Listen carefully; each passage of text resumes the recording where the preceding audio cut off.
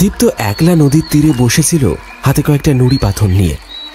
সেগুলো একটা একটা করে জলে নিক্ষেপ করছিল। এমন সময় আচমকা নিজের কাঁধে একটা হাতের স্পর্শ পেয়ে ফিরে তাকিয়ে বলল, ও তুমি? বাপ্পা, কি এত মন দিয়ে ভাবছিলে?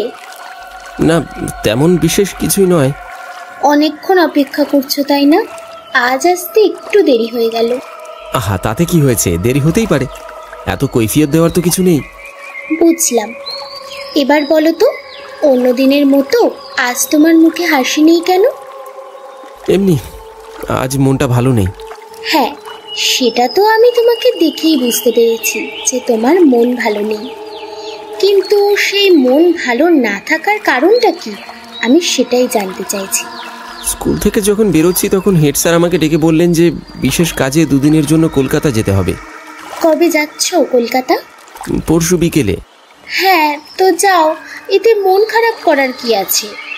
আমার যেতে মন চাইছে না। এই দুটো দিন শহরে গেলে তো তোমার সাথে আর দেখা হবে না। তুমি এই কয়দিনে যেন আমার অভ্যেস হয়ে উঠেছ। মানুষ তো অভ্যাসেরই দাস। জীবনের সব পরিস্থিতিতে কি তুমি আমাকে তোমার সাথে পাবে? হয়তো পাবে না। কেন? তুমি সারা জীবন আমার পাশে থাকবে না? কে বলতে পারে বলো তো, কার কখন ডাক আসে? হয়তো আমাকে চলে যেতে হলো। এই তুমি মাঝে মধ্যে এমন কথা বলো না, আমি তোমার কথার মানে কিছু বুঝতে পারি না। আচ্ছা দীপ্ত, আমি যদি কোনোদিন হারিয়ে যাই, তুমি আমাকে ভুল বুঝবে না তো? এই তোমার কি হয়েছে বলো তো? আরে বাবা, কিচ্ছু হয়নি, এমনি তোমার কাছে কথাগুলো জানতে ইচ্ছা করছিল। তাও ভালো। এই তিন্নি, একটা গান শোনাবে? গান? গাও না, একটা গান গাও।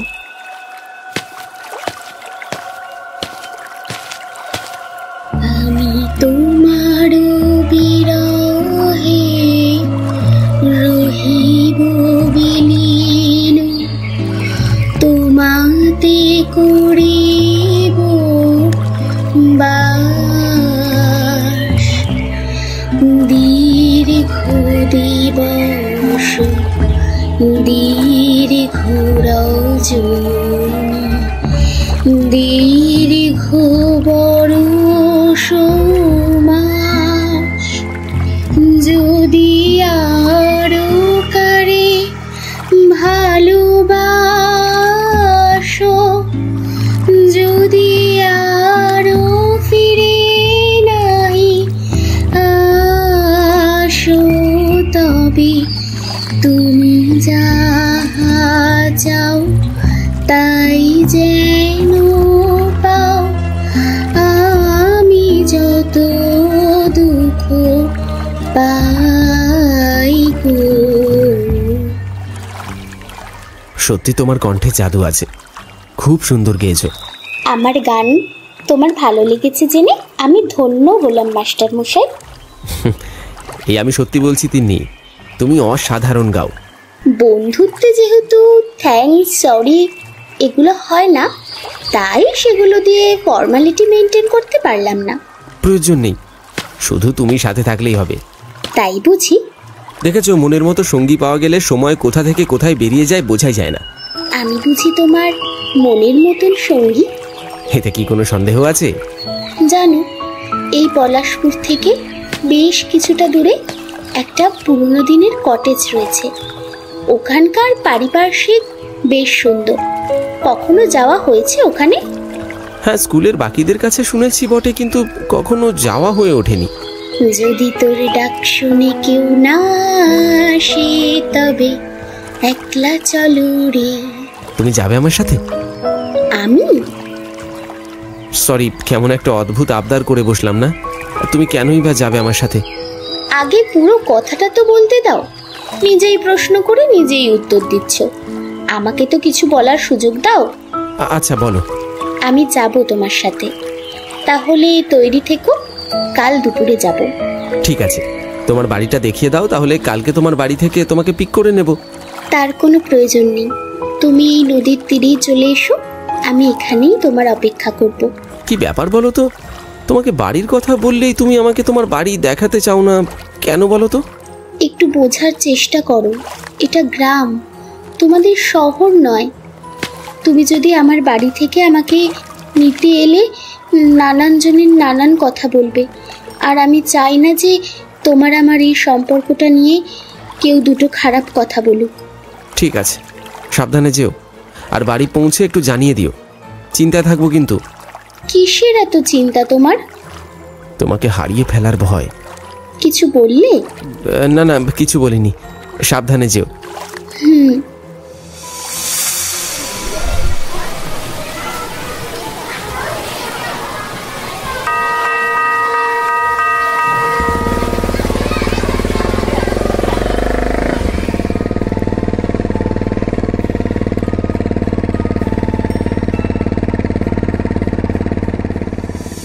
পরের দিন বিকেলে কথা মতন দীপ্ত নদীর তীরে তিন্নির জন্য অপেক্ষা করতে লাগলো।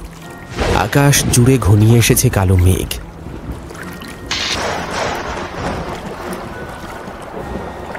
হালকা বাতাসে ভেসে আসছিল মেঘের গর্জন। এই কয়দিনের ব্যবধানেই ও এভাবে আমার মনে জায়গা করে নেবে আমি বুঝতেও পারিনি। আমি তোকে ভালোবেসে ফেলেছি, কিন্তু ও কি আমায় ভালোবাসে? এই সমস্ত নানাবিধ কথা ও প্রশ্ন দীপ্তর মনকে বারংবার জর্জরিত করছিল। এমন সময় তিন্নি পেছন থেকে দীপ্তকে হালকা ধাক্কা দিয়ে বলল, ধাপ্পা। উফ, তুমি না ভয় পাইয়ে দিয়েছিলে।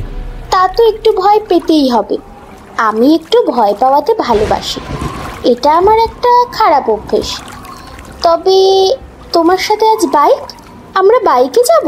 হ্যাঁ, আমি এতটা রাস্তা পায়ে হেঁটে যেতে পারবো না, তাই তো আমাদের স্কুলের এক টিচারের থেকে ওনার বাইকটা চাইলাম। আচ্ছা, তাড়াতাড়ি চলো, মনে হচ্ছে খানিকক্ষণের মধ্যেই বৃষ্টি নামবে।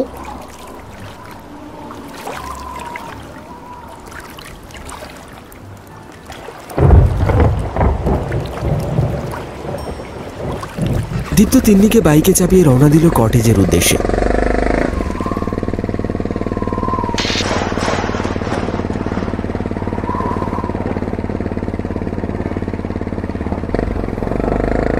ওরা যখন কটেজের সামনে এসে থামলো তখন সন্ধে নেমেছে।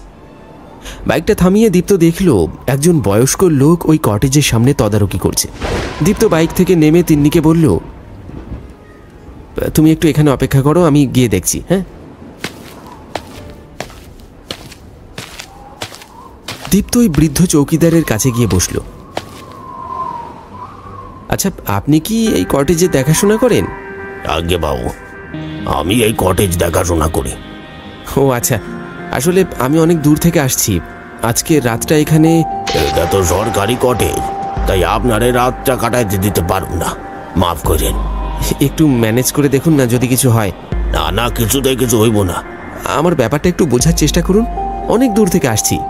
ঠিক আছে, আমি আপনারে কিন্তু একখান ঘর দিতে পারুম, আর হ্যাঁ, ওই 1000 টাকা লাগবো। এই মুহূর্তে তো আমার কাছে অত টাকা নেই, এই 500 টাকাটা রাখুন। এটাই হইব। আচ্ছা, আপনি কি একা থাকবেন? আমি আর আমার।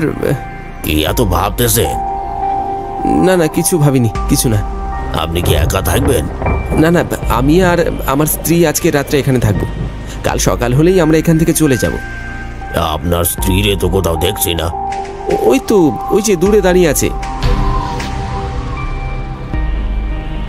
আসলে কি জানেন বাবু, দিনকাল যে এককালে ঠেকছে, এখন আর দূরের জিনিস ভালো মতন দেখতে পাই না।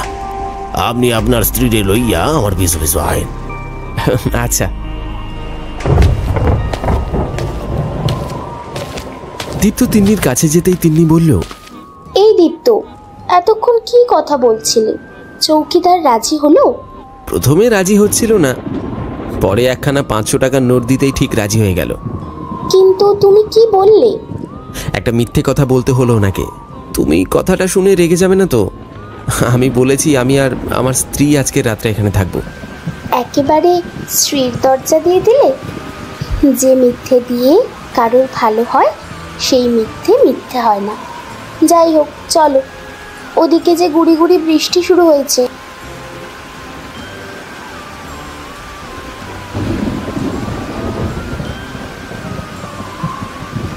দীপ্ত তিন্নিকে নিয়ে লোকটার কাছে এসে বলল, চলো। দীপ্ত আর তিন্নি চৌকিদারের পিছু পিছু কটেজের ভেতরে এগিয়ে যাচ্ছিল। আকাশে মেঘের গর্জন আর বৃষ্টি ক্রমে তীব্র থেকে তীব্রতর হচ্ছিল। ওরা কটেজের ভেতরের রুমে প্রবেশ করতেই হঠাৎ বিদ্যুৎ চলে যায়। যা, লোডশেডিং হলো, এবার কি হবে? আপনারা এখানে অপেক্ষা করেন, আমি আলোর ব্যবস্থা করতেছি বলে চৌকিদার সেখান থেকে চলে গেল। তোমাকে একটা কথা কিন্তু বলা হয়নি, আমাদের কিন্তু এই একটাই রুম দিয়েছে। আজকের রাতটা আমাদের এই রুমেই থাকতে হবে। তোমার কোনো অসুবিধা নেই তো? মাত্র কদিনের আলাপে তোমার সাথে এখানে ঘুরতে চলে এলাম, আর তুমি জিজ্ঞেস করছো আমার কোনো অসুবিধে রয়েছে কি না? তুমি আমাকে এতটা বিশ্বাস করো? তোমাকে নিজের থেকেও বেশি বিশ্বাস করি দীপ্ত। কর শব্দে মেঘের গর্জন শোনা যেতে সাথে সাথে তিন্নি জড়িয়ে ধরল দীপ্তকে। দীপ্ত একটু ম্লান হেসে বলল, এই তিন্নি ভয় করছে নাকি? হ্যাঁ, মেঘ ডাকলে আমি ভীষণ ভয় পাই। আমি আছি তো, ভয় পেও না, আমি আছি। আমি যদি হারিয়ে যাই আমাকে কোনোদিন ভুল বুঝবে না তো? আমি কখনো তোমাকে হারিয়ে যেতে দেব না। আমার এই বুকে তোমাকে সারা জীবনের জন্য আগলে রাখতে চাই। তুমি চাইলেও তোমাকে হারিয়ে যেতে দেবই না। পারবে তো এভাবেই আমাকে আগলে রাখতে? পারবো। তিনি, আমার তোমাকে কিছু বলার আছে। বলো, কি বলবে? জানো, ও যখন আমাকে ছেড়ে চলে গিয়েছিল আমি কখনো ভাবিনি আবারও কাউকে ভালোবাসতে পারবো। তাকে ঘিরে নতুন করে স্বপ্ন দেখব। কখন কিভাবে জানি না আমি তোমাকে ভালোবেসে ফেলেছি Tinni. I want to marry you. Will you be my better half? আমিও তোমাকে খুব ভালোবাসি, কিন্তু আমার যে একটা ঘৃণ্য অতীত রয়েছে। সেই অতীত জানার পর যদি তুমি আমার থেকে ঘেন্নায় মুখ ফিরিয়ে নাও। যাকে ভালোবাসা যায় তাকে ঘৃণা করা যায় না। অতীতকে আঁকড়ে ধরে বেঁচে থাকা যায় না তিন্নি। তাই তোমার অতীতে যদি কেউ থেকেও থাকে আমার কিছু যায় আসে না। তোমার বর্তমান আর ভবিষ্যৎ জুড়ে থাকতে চাই আমি। কিন্তু আমি যে... দীপ্ত নিজের তর্জনী তিন্নি ঠোঁটে দিয়ে বলল, আর একটাও কথা না। কি করছো দীপ্ত? তুমি তো এতটা অবুঝ না তিন্নি। আজ নিজের করে পেতে মন চাইছে। দীপ্ত,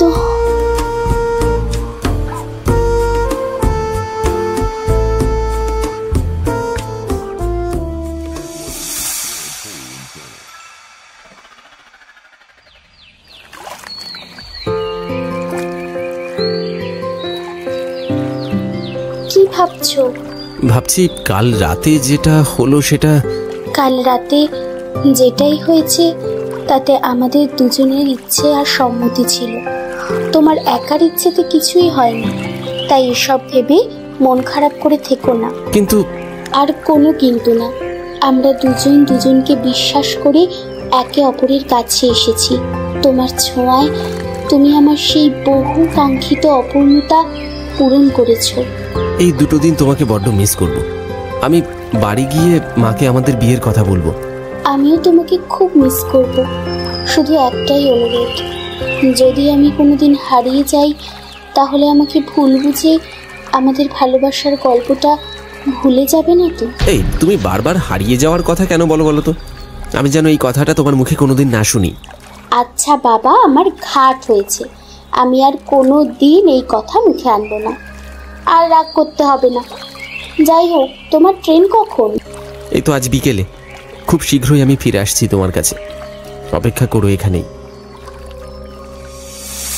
বন্ধুরা, আমাদের আজকের এই গল্পটি তোমাদের কেমন লাগলো অবশ্যই কমেন্ট করে জানিও। আর এরকম আরো ভয়ঙ্কর কাহিনী দেখতে অবশ্যই চ্যানেলটিকে সাবস্ক্রাইব করে পাশে থাকা বেল নোটিফিকেশন অন করে রেখো।